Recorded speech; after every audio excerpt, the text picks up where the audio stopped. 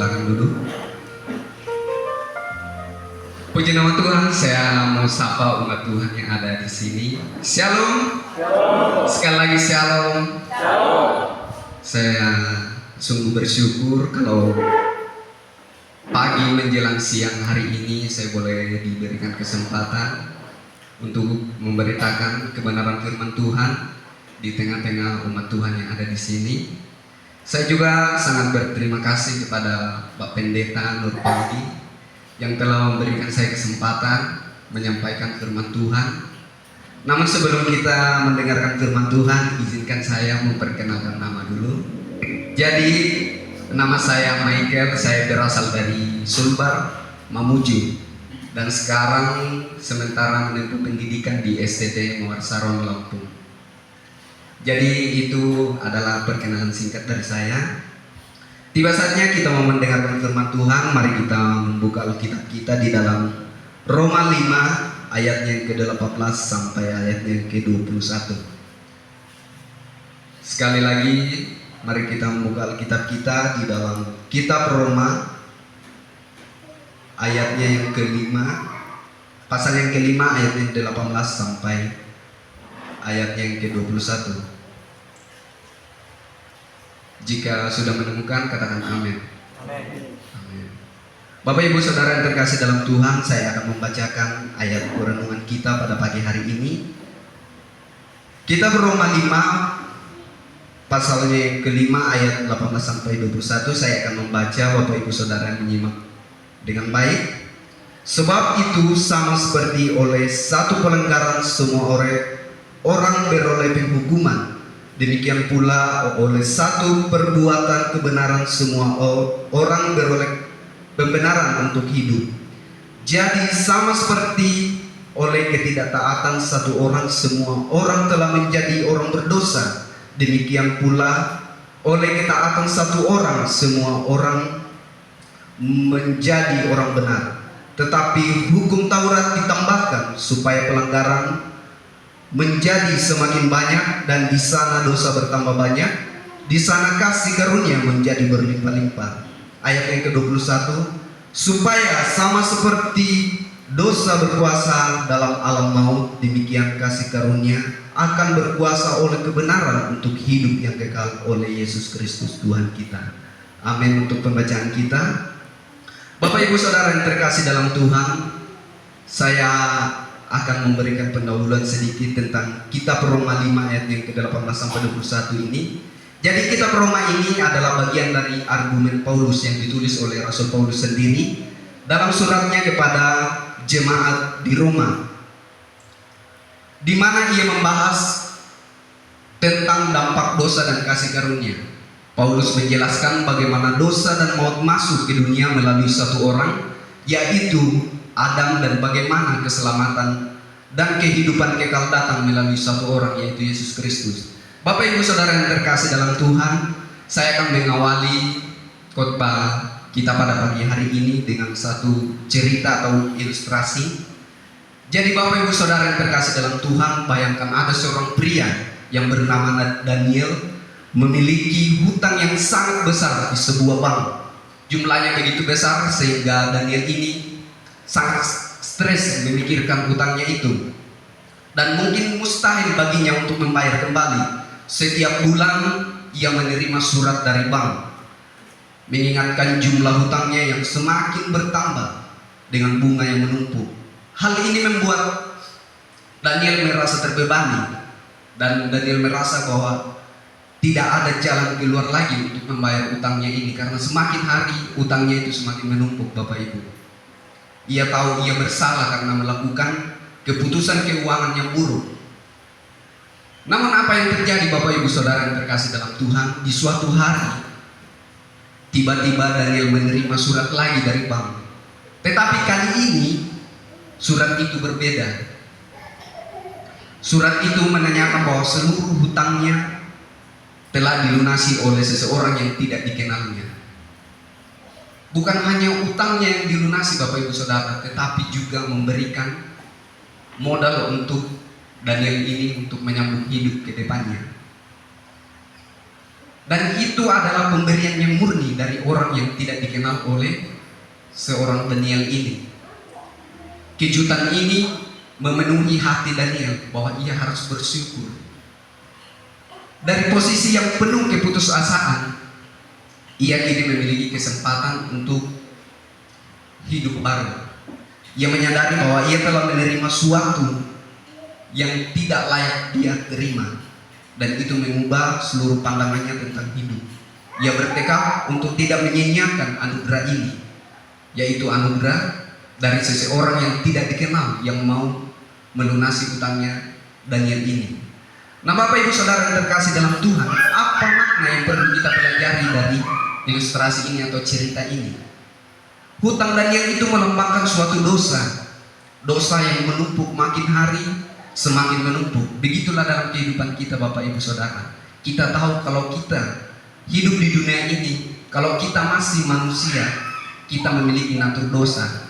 Dan dosa itu semakin hari semakin tidak kita sadari, dosa itu kita lakukan sepanjang hari, bahkan sepanjang menit dan sepanjang jamnya. Jadi kalau dihitung dosa kita ini sebagai manusia yang ada di dunia ini, dosa saya dan saudara itu tidak terhitung lagi. Tetapi bagaimana Tuhan melalui anaknya yang tunggal, yang rela, yang kita tidak kenal, dia datang menebus dosa itu, dosa Bapak Ibu Saudara dan saya. Nah, makna dari ilustrasi ini yaitu kasih sebagai penghapusan utang, atau kasih orang yang tidak dikenal. Kasih orang yang tidak dikenal itu melambangkan Kristus. Dengan kasih karunia-Nya, Dia menghapus semua dosa kita yang kita tidak layak, tetapi kasih karunia-Nya melampaui kesalahan kita di dunia ini, bahkan kesalahan kita sepanjang hari. Nah, Bapak Ibu Saudara yang terkasih dalam Tuhan, di sini kita akan pelajari beberapa poin. Namun mari kita melihat di dalam ayat yang ke-18. Di situ dikatakan bahwa sama seperti satu pelanggar, semua orang telah mendapat penghukuman. Jadi Bapak Ibu Saudara yang terkasih dalam Tuhan, ini merujuk pada tindakan ketidaktaatan Adam ketika ia memakan buah dari pohon pengetahuan tentang baik dan jahat.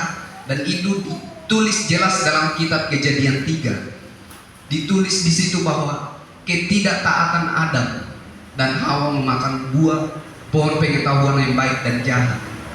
Nah, pelanggaran ini bukan hanya sekedar tindakan fisik yang dilakukan oleh Adam dan Hawa, tetapi itu adalah salah satu pemberontakan bagi Allah, pemberontakan bagi perintah Allah.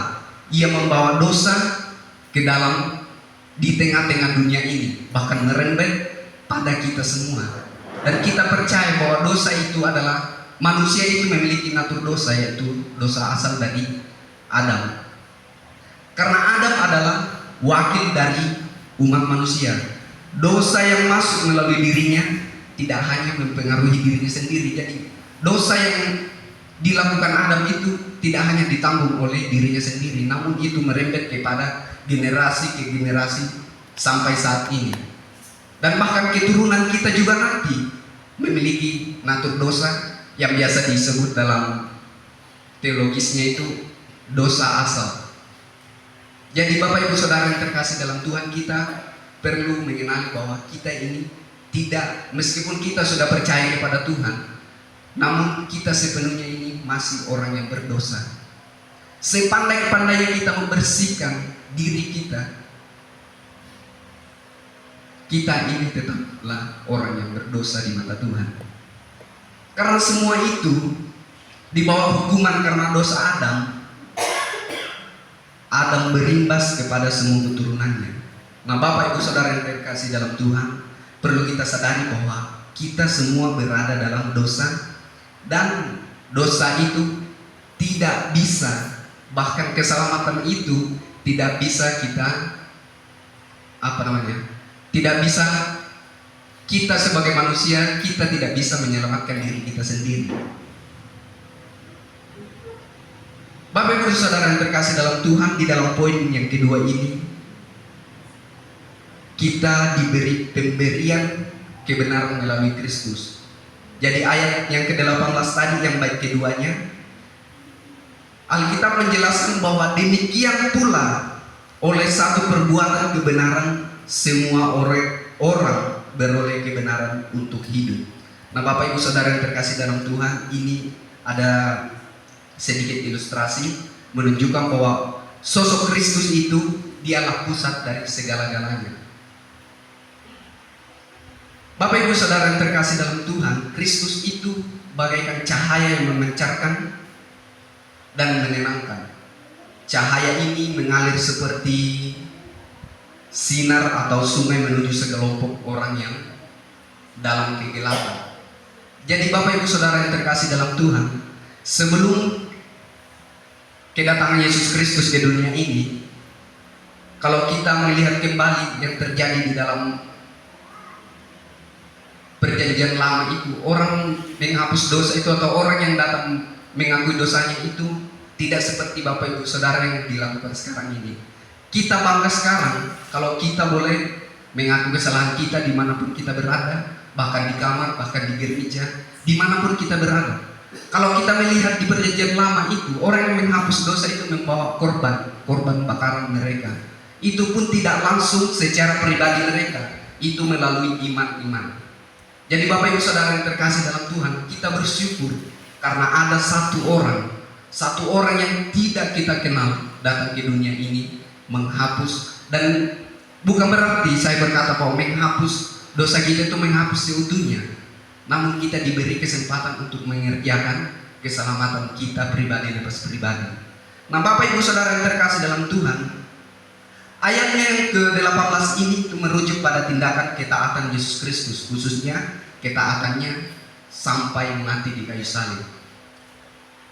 Perbuatan kebenaran ini bukan hanya sekedar perbuatan moral, tetapi sebuah tindakan penebusan yang memenuhi tuntutan keadilan Allah atas dosa manusia. Yesus menjalani kehidupan tanpa dosa, dan Yesus pun menjalani kehidupan dengan sukarela dengan menanggung dosa kita semua. Nah, pembenaran di sini berarti Allah menyatakan bahwa berdosa sebagai orang benar di hadapannya bukan karena perbuatan mereka sendiri, melainkan karena ketaatan dan pengorbanan Yesus Kristus. Semua orang percaya bahwa Yesus itu dipandang benar karena iman mereka kepadanya. Ini adalah konsep pembenaran di mana kebenaran Kristus itu diperhitungkan bagi orang-orang yang percaya. Nah, Bapak Ibu Saudara yang terkasih dalam Tuhan, hidup yang dimaksud di sini bukan hanya hidup fisik kita sekarang, tetapi hidup yang kekal dimulai dari pembenaran melalui Yesus Kristus. Nah, Bapak Ibu Saudara yang terkasih dalam Tuhan, kita sebagai orang-orang yang telah menerima anugerah itu, yang telah menerima penebusan itu, mari kita kerjakan kehidupan kita dengan benar. Saya percaya bahwa Bapak Ibu Saudara yang terkasih dalam Tuhan yang hadir pada siang hari ini, kita percaya bahwa kita semua adalah orang-orang berdosa, tapi bagaimana kita mengerjakan pembenaran yang diberikan oleh Kristus yang secara cuma-cuma itu. Nah, Bapak Ibu Saudara yang terkasih dalam Tuhan, hari ini adalah hari yang berbahagia untuk kita, karena di mana kita boleh diberi kesempatan untuk mendengarkan firman Tuhan, boleh bersekutu, bertemu dengan Bapak Ibu Saudara yang terkasih dalam Tuhan. Nah, Bapak Ibu Saudara yang terkasih dalam Tuhan, di dalam poin yang ketiga saya memberikan satu penjelasan di situ. Dosa bertambah, kasih karunia lebih melimpah. Bapak Ibu Saudara yang terkasih dalam Tuhan, di ayat yang ke-20 menjelaskan bahwa di mana dosa bertambah banyak, di sana kasih karunia menjadi berlimpah-limpah. Nah, Bapak Ibu Saudara yang terkasih dalam Tuhan, dosa yang bertambah ini menggambarkan kenyataan kehidupan manusia yang semakin jauh dari Allah. Dosa tidak hanya terkait dengan pelanggaran moral, tetapi juga sikap pemberontakan, ketidaktaatan. Nah, ketidaktaatan itu menjadikan manusia adanya keterpisahan dari Allah. Adanya keterpisahan dari Allah itu maksudnya apa? Karena kita memiliki natur dosa, yaitu dosa asal. Dan kita percaya bahwa Di saat kita mengerjakan kebenaran itu, Tuhan tidak akan tinggal diam. Tuhan akan menolong saya dan saudara di saat kita mentaati perintahnya, mau datang kepadanya dimanapun kita berada. Nah, meskipun dosa melimpah, kasih karunia Allah lebih besar dan tidak terbatas. Nah, ini berarti bahwa kasih karunia Allah itu tidak cukup untuk menutupi dosa, tetapi bukan maksudnya tidak cukup menutupi dosa, tetapi melebihi, bukan hanya bisa menutupi, tapi lebih lagi. Jadi berbicara tentang dosa dan kasih ini, kasih karunia Allah itu lebih besar dari dosa. Nah, di sini Paulus menjelaskan bahwa hukum Taurat itu memperlihatkan banyaknya dosa manusia. Namun, ini bukan untuk menghukum manusia tanpa harapan, melainkan untuk menunjukkan bahwa kasih karunia Allah melalui Kristus jauh lebih besar dari dosa. Nah, pesan Rasul Paulus di dalam kitab Roma 5 ini adalah bahwa dosa itu tidak bisa mengalahkan kasih karunia. Bapak Ibu yang terkasih dalam Tuhan, kasih karunia tidak terbatas dalam kehidupan kita. Semakin besar dosa yang kita lakukan, bahwa di situ semakin melimpah kasih karunia-Nya. Jadi Bapak Ibu Saudara yang terkasih dalam Tuhan, jangan pernah putus asa dengan dosa. Kita percaya bahwa kita orang-orang yang berdosa, jangan pernah putus asa bahwa ini saya orang yang berdosa. Tetapi mari saya mengundang Bapak Ibu Saudara yang terkasih dalam Tuhan bahwa dosa yang kita miliki, dosa yang saat ini kita perbuat, itu tidak melebihi kasih karunia yang diberikan dengan Allah. Jadi mari kita mengerjakan kasih karunia itu dengan sebaik-baiknya. Kesempatan hidup yang kita alami saat ini, mari kita pergunakan dengan baik, yaitu dengan datang, melakukan, dan rajin ke gereja. Mari kita pergunakan hidup kita ini sebaik mungkin. Karena kasih karunia Tuhan itu telah menyelamatkan saya dan saudara. Kita bisa berkumpul, kita bisa bernapas sehat sampai saat ini, itu semua karena kasih karunia Tuhan. Dicatat dalam Yohanes 3 ayat 16 di situ begitu jelas Alkitab mencatat bahwa kasih karunia itu melalui anaknya yang tunggal. Karena begitu besar kasih Allah akan dunia ini, bahkan akan semua manusia yang ada di dunia ini. Bahkan saya dan saudara, Dia merelahkan anaknya yang tunggal. Dan Tuhan Yesus datang ke dunia ini tidak menuntut apa-apa. Hanya satu yang Yesus mau dalam kehidupan kita, yaitu mentaati. Bagaimana kita taat untuk mentaati setiap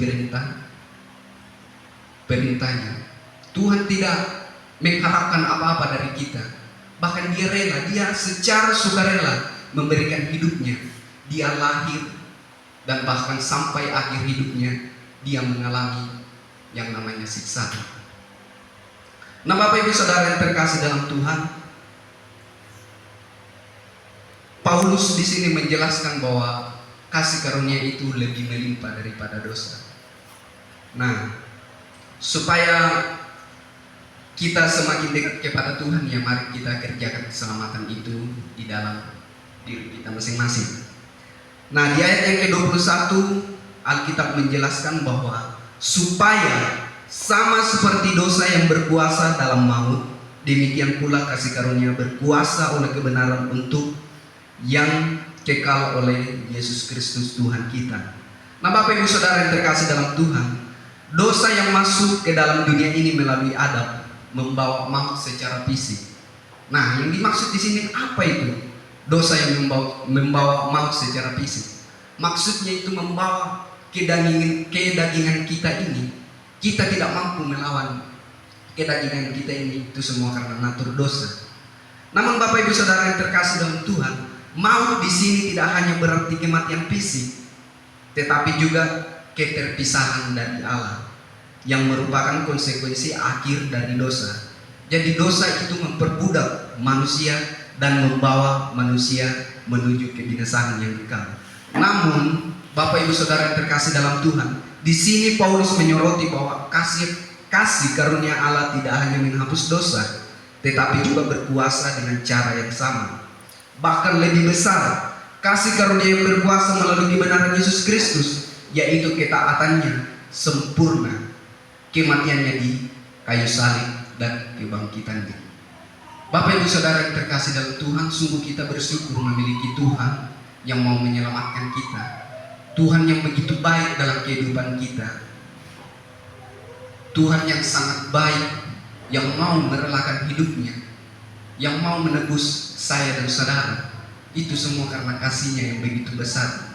Kasih karunia Allah memberikan sesuatu yang jauh lebih besar daripada sekedar kebebasan dari dosa. Kasih karunia ini memberikan hidup yang kekal.